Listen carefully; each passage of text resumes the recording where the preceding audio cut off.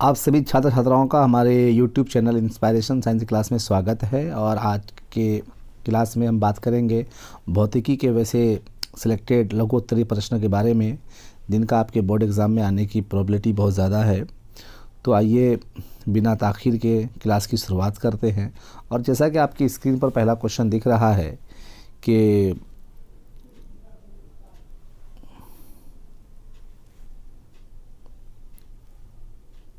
हीरे का अपवर्तनांक 2.42 है, इस कथन का क्या अभिप्राय है? तो उत्तर है कि हीरे का अपवर्तनांक है अच्छा ये है को यहाँ काट दीजिए। हीरे का अपवर्तनांक 2.42 है यानी 2.42 है। इस कथन का यह अभिप्राय है कि वायु में प्रकाश की चाल और हीरे में प्रकाश की चाल का अनुपात 2.42 होता है। जी हाँ दोस्तों, तो आपको ये प्रश्न समझ में आ जाना चाहिए कि हीरे का अपवर्तनांक 2.42 कहने का मतलब होता है कि वायु में प्रकाश की चाल और हीरे में प्रकाश की चाल का अनुपात 2.42 होता है। तो उम्मीद करते हैं कि ये प्रश्न आपको समझ में आया होगा। आइए अब हम अगले प्रश्न पे जाते हैं। तो अगला प्रश्न है कि प्रकाश का वर्ण विक्षेपण किसे कहते हैं। ये बहुत ही वीवीआई क्वेश्चन है, कई बार आपके बोर्ड एग्ज़ाम में पूछ लिया है। इसको 2021 के लिए आप काफ़ी वीवीआई मानिए। तो कहता है कि जब किसी प्रिज्म से होकर कोई श्वेत प्रकाश गुजरती है तो वो अपने 7 रंगों में विभक्त हो जाती यानी सेपरेट हो जाती है। इस घटना को प्रकाश का वर्ण विक्षेपण कहते हैं। तो प्रकाश का वर्ण विक्षेपण किसे कहते हैं? कहा कि जब किसी प्रिज्म से होकर कोई श्वेत प्रकाश गुजरती है तो वो अपने 7 रंगों में विभक्त हो जाती है। इस घटना को प्रकाश का वर्ण विक्षेपण कहते हैं। आप 2 नंबर के प्रश्न को इस रूप में देख सकते हैं कि मान लेते हैं कि यह एक प्रिज्म है, तो ये एक श्वेत प्रकाश है। जब इससे होकर के प्रिज्म से गुजरता है तो ये अपने 7 वर्णों में जो है टूट जाता है। तो यही 7 वर्ण जो है, तो इस श्वेत प्रकाश का ये श्वेत प्रकाश है। तो इन श्वेत प्रकाश का इन 7 वर्णों में जो कि भी ज्योर के नाम से जाने जाते हैं, कुछ लोग इसको भी ज्योर भी पढ़ते हैं, अर्थात भी से वायलेट, आई से इंडिगो, बी से ब्लू, जी से ग्रीन, वाई से येलो, ओ से ऑरेंज, आर से रेड। तो इन्हीं 7 रंगों में टूट जाना ही प्रकाश का वर्ण विक्षेपण कहते हैं। और ये पर्दा है, ये जो है, ये जो लकीर है, ये पर्दा है।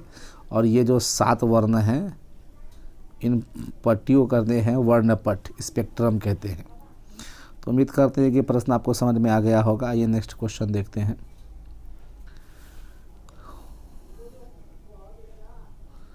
कहता है कि उत्तल लेंस को अभिसारी लेंस क्यों कहते हैं। बहुत अच्छा प्रश्न है।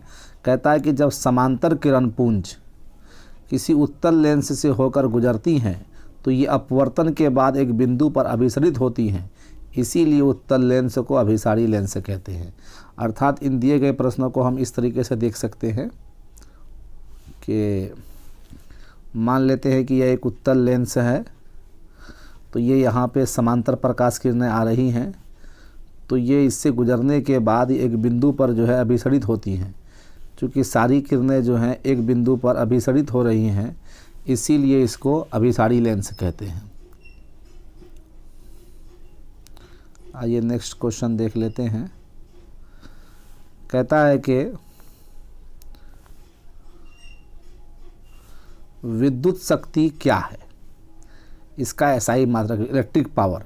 तो इसको अलग अलग तरीके से डिफाइन किया जाता है, लेकिन बेहतर डिफिनेशन ये है कि जो यहाँ लिखा हुआ है कि किसी युक्ति द्वारा प्रति एकांक समय में खपत यानी कि जो यूज़ किया जाता है विद्युत ऊर्जा को विद्युत शक्ति कहा जाता है।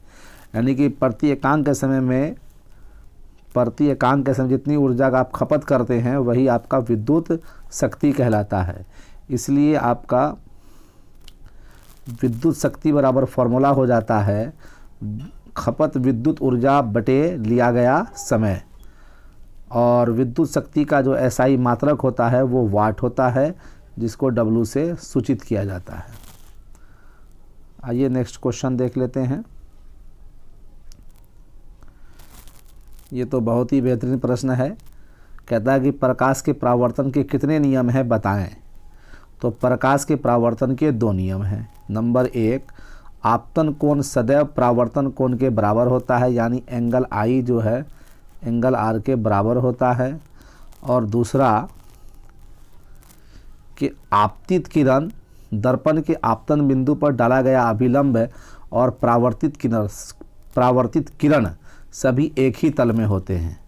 अर्थात कि अगर ये एक मिरर है तो ये आपतित किरण और इस बिंदु पर, यहाँ इस आपतन बिंदु पर डाला गया अभिलंब है और ये परावर्तित किरण।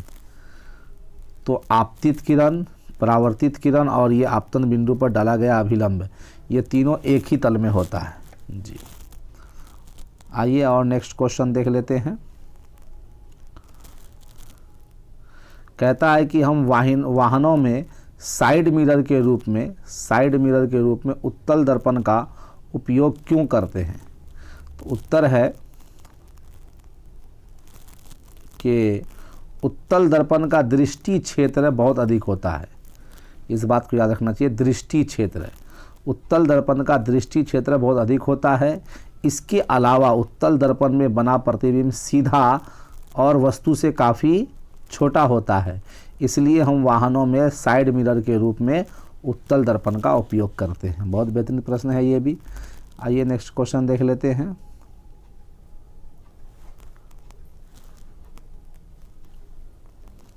कहता है कि प्रत्यावर्ती धारा और दिष्ट धारा में अंतर बताएं।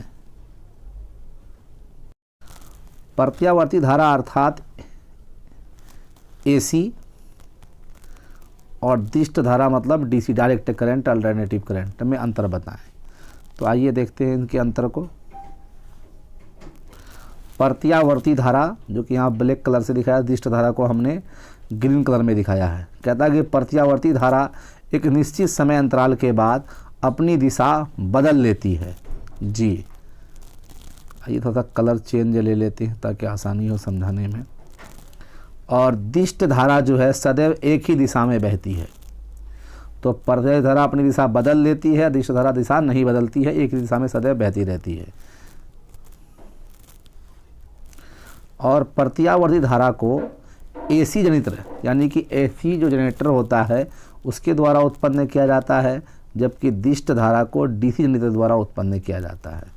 प्रत्यावर्ती धारा अधिक घातक होती है, दिष्ट धारा कम घातक होती है। घातक हालांकि दोनों होती है पर कंपैरिजन में कहा जा रहा है।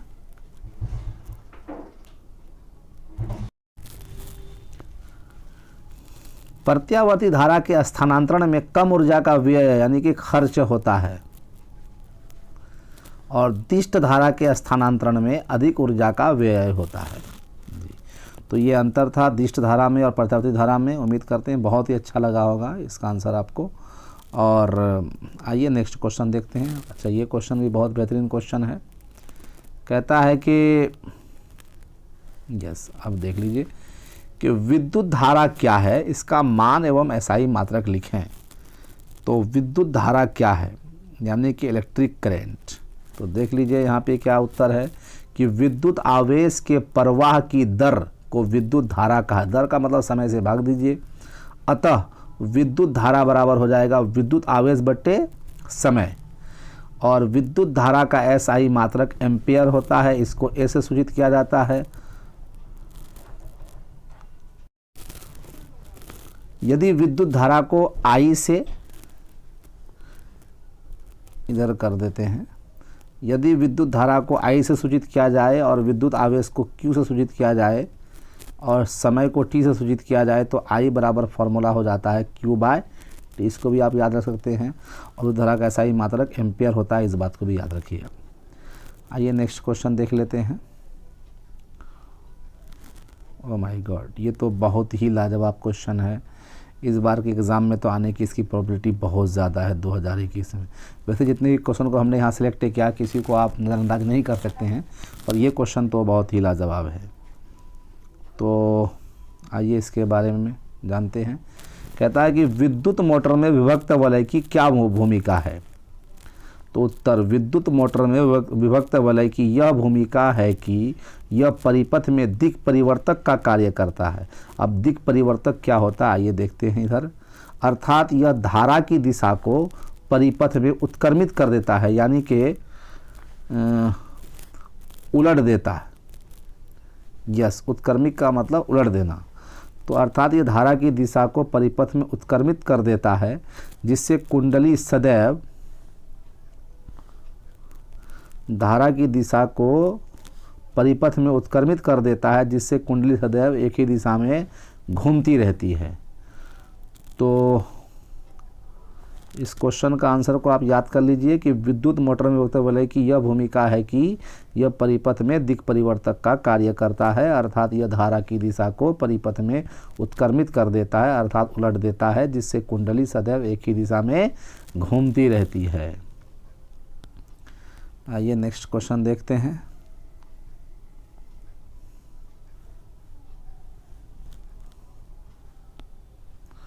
कहता है कि ऊर्जा का उत्तम स्रोत किसे कहते हैं।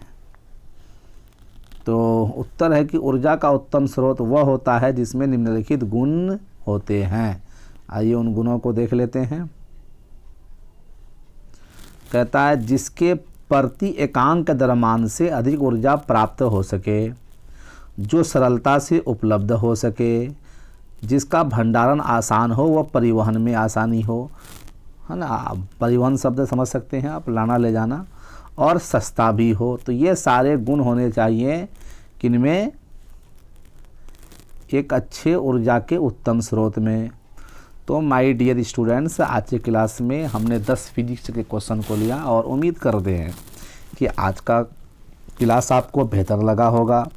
और क्लास कैसा लगता है तो आप कमेंट्स करके अवश्य बताएं, और आपके कमेंट्स जो होते हैं वो हमारे लिए बहुत मायने रखते हैं। तो आप कमेंट्स जो है अवश्य करें। और आप हमारे चैनल पर बिल्कुल नए हैं और हमारे चैनल को अब तक सब्सक्राइब नहीं किया है तो हमारे चैनल को ज़रूर सब्सक्राइब कर दें जी। Thank you so much. जय हिंद, जय भारत।